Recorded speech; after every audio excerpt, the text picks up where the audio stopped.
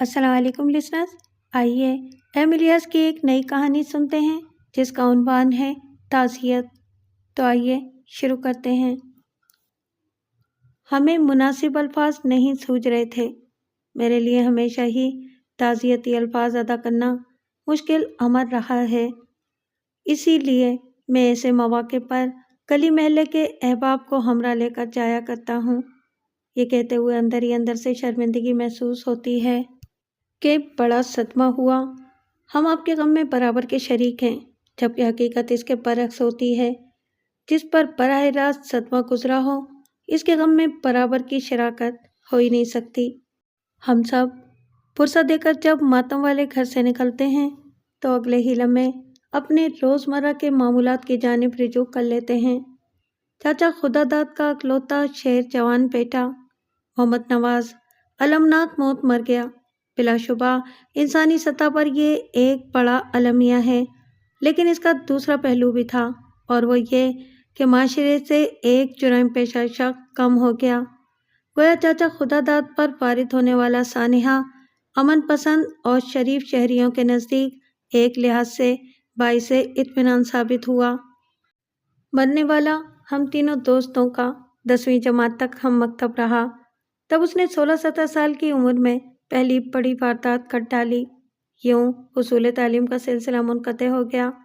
ممکن ہے کہ اس سے پہلے بھی وہ چھوٹی موٹی کارروائیاں ٹال چکا ہو، لیکن پھیری والے کپڑا فروش پٹھان کا قتل معمہ بن گیا۔ اصل گل شہر کے مضافات اور قریب کے دیہاتوں میں بائسیکل پر گھوم پھر کے کپڑا بیچا کرتا تھا۔ ہم مضافات والوں اور آس پاس کے دیہاتیوں کے ساتھ اس 40-45 سالہ خوش مزاج پٹھان نے اچھے مراسم قائم کر رکھے تھے۔ وہ زیادہ تر ادھار کپڑا بیچا کرتا تھا اور بہت زیادہ منافع لیتا۔ بڑی منفرد اور مزے کی آواز لگایا کرتا، کاپڑا لیو کاپڑا۔ اس نے گرمیوں کے موسم میں پرانا ادھار وصول نہ ہونے پر پیلاں والی مسجد کے مولوی صاحب کی بے عزتی کر دی، جن سے میں اور محمد نواز کے علاوہ بہت سے لڑکے لڑکیوں نے بچپن میں سبق پڑھا ہوا تھا۔ مولوی صاحب بہت نیک، شریف لیکن سفید پوش تھے۔ ممکن ہے کہ ادھار نہ چکا سکے ہوں۔ ہم سب آج تک ان کا دل سے احترام کرتے ہیں، جبکہ محمد نواز کا معاملہ اور تھا، یعنی دل کا۔ زیادہ تر لڑکے اور بڑے بھی جانتے ہیں کہ مولوی صاحب کی بیٹی زینب اور نواز ایک دوسرے سے کتنی محبت کرتے تھے۔ یہ ایک الگ درد بھری کہانی ہے۔ نواز ہم سے کہا کرتا کہ لوگ سسی پنو اور ہیر رانجھا کا عشق بھول جائیں گے۔ نواز کو جب معلوم ہوا کہ اصل گل نے مولوی صاحب کو بے عزت کیا ہے تو غصے سے پاگل ہو گیا۔ کلاڑی لے کر اس کے تعاقب میں کھیتوں کے بیچوں بیچ اچھلتا کودتا بھاگتا ہوا نہر کنارے جا پہنچا، جہاں اصل گل چلچلاتی دھوپ سے بچنے اور پسینہ خشک کرنے کے لیے درخت کے نیچے دم لینے کو بیٹھا ہوا تھا۔ وہ پگڑی اتار کر پلو سے چہرہ اور گردن پہنچ رہا تھا کہ نواز سرپٹ جا پہنچا۔ اس کے فرشتوں کو بھی خبر نہ تھی کہ دبلا پتلا نومل لڑکا کس نیت سے آیا ہے اور اپنے سے دگنی تگنی جسامت کے توانا مرد سے بے خطر بھڑ جائے گا۔ پہلا وار ہی ایسا کاری ہوا کہ کھوپڑی اور ماتھے کے کچھ حصے پر 3-4 انچ لمبا عمودی شگاف پڑ گیا۔ وہ پیٹھ کے بل گرا اور سنبھلنے کی کوشش کرنے کے ساتھ ہی بغلی جیب سے ریوالور نکال لیا، لیکن اسی اثنا میں کلہاڑی کی دوسری ضرب اس کے بائیں کندھے اور گردن کے جوڑ پر پڑی۔ تیسرا وار دہانی کلائی پر ہوا، جس کے نتیجے میں ریوالور ہاتھ سے چھوٹ گیا۔ سرخی مائل کدلے پانی سے لبالب بھری نہر میں بہتی لاش جب 8-10 کلومیٹر کا سفر طے کر چکی تو لوگوں کی نظر میں آئی۔ تن پر شلوار رہ گئی یا قمیض کے نیچے بنڈی، تاہم کسی جیب میں کوئی شے نہ پائی گئی۔ اس کے باوجود سب لوگ پہچان گئے کہ عرصہ دراز سے علاقے میں گھوم پھر کر کپڑا بیچنے والا اصل گل نامی پٹھان ہے۔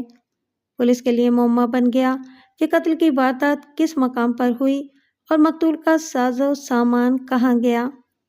بادی النظر میں یہی سمجھا گیا کہ کسی جرائم پیشہ گروہ نے پردیسی کو نقدی اور قیمتی پارچہ جات سے محروم کرنے کی غرض سے قتل کیا۔ علاقے کی فضا کئی روز تک سوگوار رہی۔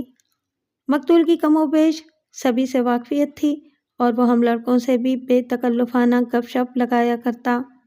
دیس دیس سے آئی ہوئی طرح طرح کی اشیاء ہمیں دکھایا کرتا۔ کئی بار اپنے ریوالور اور کمانی دار چاقو کی نمائش بھی کی۔ ایسے ہی ایک موقع پر ہم کچھ لڑکے نواز کے ڈیرے پر بیٹھے تھے اور اصل گل ریوالور ہاتھ میں لیے اس کی خوبیاں بتا رہا تھا کہ چاچا خدا داد بول پڑا، اوئے پٹھانا، یہ کھلونے بچوں کو مت دکھایا کر، شریف گھروں کے لڑکوں کو ڈرانے کا کوئی فائدہ نہیں، تم دراصل خود اندر سے ڈرے ہوئے ہو اس لیے کہ کوئی کسی روز تیرا مال نہ چھین لے۔ مجھے سردیوں کی وہ دوپہر آج بھی یاد ہے۔ چاچا 8-10 قدم دور چارپائی پر نیم تراز ہوا حقہ گڑگڑاتے ہوئے دھوپ تاپ رہا تھا۔ 2 چارپائیوں پر ہم درجن بھر لڑکوں میں گھرا اصل گل کھوکھلا کے کہا لگا کر بول پڑا، چودھری ہم ڈرتا ورتا کسی سے نہیں، اصلہ مرد کا زیور ہوتا ہے، لڑکوں کو دکھانے میں کوئی خرابی نہیں۔ چاچا سیدھا ہو کر بیٹھ گیا۔ سیانوں سے یہی سنا ہے کہ ڈرپوک بندہ اسلحے کا ڈراوا دیتا ہے، برا وقت آنے پر موقع ہی نہیں ملتا۔ بہرحال تمہاری اپنی سوچ ہے، میں ان چیزوں کو فضول سمجھتا ہوں، چاچا نے کہا۔ پولیس اپنے طریقے سے اصل گل کے قتل کی تفتیش کرتی رہی۔ نہر بندی ہونے پر 2 کلومیٹر کے فاصلے پر پل میں اٹکی ہوئی بائیسیکل بھی مل گئی۔ عام طور پر یہی سمجھا جانے لگا کہ پولیس ایک پردیسی کے قتل کا سراغ لگانے میں دلچسپی نہیں لے رہی، لہذا معاملہ ٹھنڈا پڑ گیا ہے۔ نواز بھی غیر محتاط ہو گیا۔ ایک روز شہتوت کی شاخ تراشنے کی غرض سے بے خیالی میں کمانی دار چاقو نکال بیٹھا جو ہم نے مخصوص بناوٹ اور دستے کی رنگ برنگی زینت سے فوراً پہچان لیا۔ اس کو غلطی کا احساس ہو گیا مگر فطرتاً نڈر تھا، اس لیے پسپائی اختیار نہ کی اور بظاہر بڑے سکون سے لمبی شاخ کے فالتو اجزاء کی کاٹ چھانٹ میں لگا رہا۔ اللہ ہی جانے ہم میں سے کس لڑکے کے منہ سے بات نکلی اور مختلف سماعتوں سے ہم کنار ہو کر لبوں سے ادا ہوتی پولیس تک جا پہنچی۔ گھر اور ڈیرے پر بیک وقت چھاپا پڑا اور نواز گرفتار ہو گیا۔ بھوسے کے گودام میں چھپائے گئے کپڑے کے چند تھان، گز اور کینچی بھی برآمد ہو گئی۔ تفتیش کی ابتدا میں ہی نواز نے ضد لگا دی کہ وہ صرف بڑے تھانے دار سے بات کرے گا۔ ایس ایچ او نے اس کو اپنے دفتر میں بلوا کر دروازہ بند کروا دیا۔ نواز کہنے لگا، میں نے ہی پٹھان کو قتل کیا ہے، اس بیان پر عدالت تک قائم رہوں گا۔ اس سے صرف 1300 روپے برآمد ہوئے، ریوالور، گھڑی اور کپڑے کے چند تھان میں نے بیچ دیے۔ ساری رقم کہاں خرچ کی یہ کبھی نہیں بتاؤں گا، خواہ میری کھال اتار کر اپنے عملے کے جوتے بنوا لو۔ ایس ایچ او نے کہا، وہ رقم تم نے کہاں خرچ کی؟ اشرف سنار سے بالیاں بنوائیں؟ مولوی بہت شریف اور مسکین ہے، میں اس کی بیٹی کو مقدمے میں بالکل نہیں گھسیٹوں گا، تم حوصلہ رکھو۔ عدالت نے نواز کو نابالغ ہونے کی بنا پر صرف 7 سال کی سزائے قید سنائی۔ چند ماہ بعد مولوی صاحب نے اچانک کی بیٹی کا نکاح کر دیا، لیکن اس نے رخصت ہونے سے پہلے عورتوں کے جھرمٹ میں کھڑی نواز کی ماں کو قریب بلایا، بالیاں تھمائیں اور گلے لگ کر روتے روتے بے ہوش ہو گئی۔ اسپتال پہنچنے تک کیڑے مار زرعی دوا اثر کر گئی اور جان لیوا ثابت ہوئی۔ چاچا کی ملکیتی زمین اتنی ہی تھی کہ عزت و آبرو سے گزر اوقات ہوتی رہے، مگر بیٹے کا مقدمہ لڑتے اور بڑی عدالتوں میں اپیلیں کرتے کرتے گردن تک قرض کی دلدل میں دھنس گیا۔ بڑا صابر اور دلیر بندہ تھا، گلا شکوہ زبان پر لانے کے بجائے زیادہ تر خاموش بیٹھا رہتا۔ نواز اپنی سزا پوری کر کے رہا ہو گیا۔ لوگوں نے مولوی صاحب سے کہا کہ لڑکا نیم پاگل سا ہوا پھرتا رہتا ہے، بہتر ہوگا کہ وہ یہ علاقہ چھوڑ دیں۔ انہوں نے صاف انکار کر دیا اور کہا کہ لڑکا زیادہ سے زیادہ کیا کر سکتا ہے، اگر اس کو میرا قتل کرنے سے چین ملتا ہے تو کر لے، میں کہیں نہیں جاؤں گا۔ موت سے بڑا صدمہ میں نے سہ لیا، جہاں بھی جاؤں یہ داغ دامن سے زیادہ دل پر گہرا لگا ہے، لہٰذا ساتھ ساتھ ہی رہے گا۔ نواز نے مولوی صاحب سے کچھ بھی نہ کہا، وہ کئی ہفتے گھر سے غائب رہتا۔ سال بھر سے بھی کم عرصے میں نہ صرف باپ کا پائی قرضہ چکا دیا بلکہ ٹیوب ویل بھی لگا لیا۔ وہ جب بھی لوٹا کسی کار یا بائک پر سوار ہو کر آیا اور زیادہ دیر نہیں ٹھہرا۔ باپ سمجھ گیا کہ بیٹا جرائم کی دنیا میں داخل ہو چکا ہے، اپنی سی کوشش کر دیکھی کہ وہ کسی طرح راہ راست پر آ جائے۔ میری ملازمت کی نوعیت ہی ایسی تھی کہ شروع کے عرصے میں مجھے مختلف چھوٹے بڑے شہروں کے دورے کرنے پڑتے تھے۔ چند ایک بار لاہور، پنڈی، اسلام آباد اور مری میں نواز سے اچانک ملاقات ہو گئی۔ ہر مرتبہ وہ اچھی گاڑی میں کسی نہ کسی عورت کے ساتھ پایا گیا۔ اس نے خود ہی بتا دیا کہ عورت اور شراب نے تباہ کر کے رکھ دیا۔ ملک کا چپا چپا گھوم پھر کے اپنی قسمت آزما لی، کوئی زینب جیسی نہ ملی۔ ہمہ خطروں میں گھرا جرائم پیشہ شخص جس قدر دولت کماتا ہے اسی طرح ضائع بھی کرتا ہے۔ وہ کئی بار قانون کی گرفت میں آیا مگر راہ راست پر آنے کے بجائے بھٹکتا ہی چلا گیا، لمبا ہاتھ مارتا لیکن اگلے ہی مرحلے پر سب کچھ گنوا بیٹھتا۔ نوبت یہاں تک پہنچ گئی کہ آخری بار انتہائی نچلے درجے کی واردات کرتے ہوئے دھر لیا گیا۔ موبائل فون کان سے لگائے راہ چلتے نومول لڑکے کو جھپٹا مارا مگر وہ جان کی پرواہ کیے بغیر نواز سے لپٹ گیا۔ لڑکے کی چیخو پکار سن کر ارد گرد سے دکاندار اور عام شہری موقع واردات کی طرف لپکے۔ ساتھی فائرنگ کرتا ہوا بائک پر نکل بھاگنے میں کامیاب ہو گیا جبکہ ہجوم نے نرقے میں آئے شکار کو مار مار کر کچومر نکال دیا۔ پولیس نے نیم مردہ وجود کو اسپتال پہنچایا۔ کڑیل جوان نے چند دن موت سے جنگ لڑی اور بالآخر باپ کی گود میں سر رکھے جان دے دی۔ ڈیرے پر درختوں کے نیچے چارپائیاں بچھی ہوئی تھیں۔ چاچا اپنے بوڑھے باپ کی پائنتی بیٹھا تھا۔ چند قریبی رشتہ دار بھی موجود تھے۔ ہمارے لیے سامنے والی چارپائی خالی کر دی گئی۔ فاتحہ پڑھنے کے بعد بھی مجھ سے تعزیت کے الفاظ ادا نہ ہو پائے۔ ساتھی باتیں کرتے رہے۔ 80-85 سالہ بوڑھا دادا پوتے کی موت پر نیم پاگل سا ہوا، ہاتھوں اور ٹانگوں کو لا ینی حرکتیں دیتا مسلسل بولے جا رہا تھا۔ مولوی صاحب کو برا بھلا کہنے لگا۔ بیٹا دھیرے دھیرے باپ کی پنڈلیاں اور پاؤں سہلاتا رہا، وقفے وقفے سے بول دیتا، ابا جی۔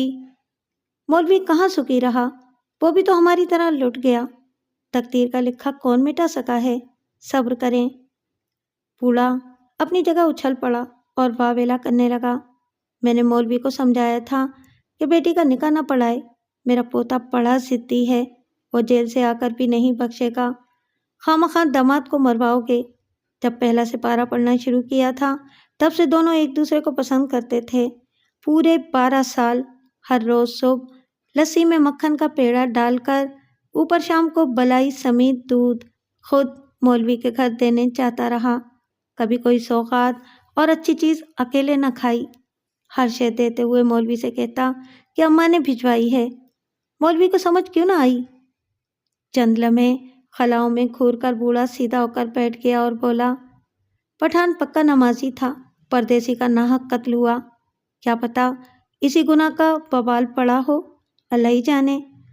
میرے پوتے نے یہ قتل بھی مولوی کی خاطر کیا۔ چاچا نے تکیہ سرکا دیا۔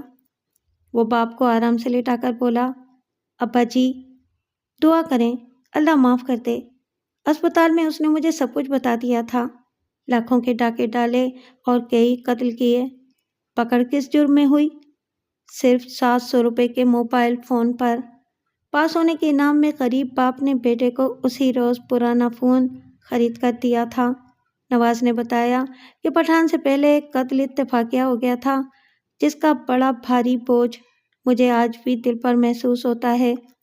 نائیوں کے لڑکے نے لٹھے کی نئی شلوار اور ململ کا نیا ہی کرتا پہن رکھا تھا، سامنے کی جیب میں 50 روپے کے نوٹوں کی گڈی ڈال رکھی تھی۔ وہ نہر کی پٹری پر گنگناتا ہوا لاری اڈے کی طرف جا رہا تھا۔ نواز مجھے کہنے لگا، ابا جی میں کئی دنوں سے زینب کے لیے سونے کی انگوٹھی خریدنے کا سوچ رہا تھا اور ایک ولایتی خوشبو جو فوارے سے نکلتی ہے۔ میں نے اسلم نائی کے بیٹے افتخار کو جیب میں بہت سارے نوٹ ڈالے دیکھ کر روک لیا اور رقم ادھار دینے کو کہا، لیکن اس نے جیب پر ہاتھ رکھا اور صاف انکار کر دیا۔ اس نے بھاگنے کی کوشش کی، میں نے پکڑ لیا، وہ لڑ پڑا اور گالیاں بکنے لگا۔ میں نے گلا دبایا، وہ مر گیا۔ میں رقم لے کر ڈیرے پر آ گیا، اس میں صرف اوپر والا نوٹ اصلی تھا، باقی اسی سائز کے کاغذ کاٹ کر جعلی گڈی بنائی ہوئی تھی۔ بیچارے نے شو مارنے کی غرض سے وہ شہر اپنی خالہ سے ملنے جا رہا تھا۔ دادا تڑپ کر اٹھ بیٹھا اور لرزتی ہوئی آواز میں بولا، یہ بڑا ظلم ہوا، ہمارا قصور ہے، بیٹے کا خیال نہ رکھا، صرف 50 روپے کی خاطر قتل کر دیا اور خود 700 روپے کا فون چھینتے ہوئے مارا گیا۔ اسی نائی والے قتل کے گناہ کا وبال پڑا ہوگا۔ بوڑھے نے ہاتھ جوڑ کر آسمان کی طرف دیکھتے ہوئے فریاد کی، اللہ جی، اللہ جی، ہماری خطا معاف کر، نامراد عشق، کبھی کسی کو راس نہ آیا۔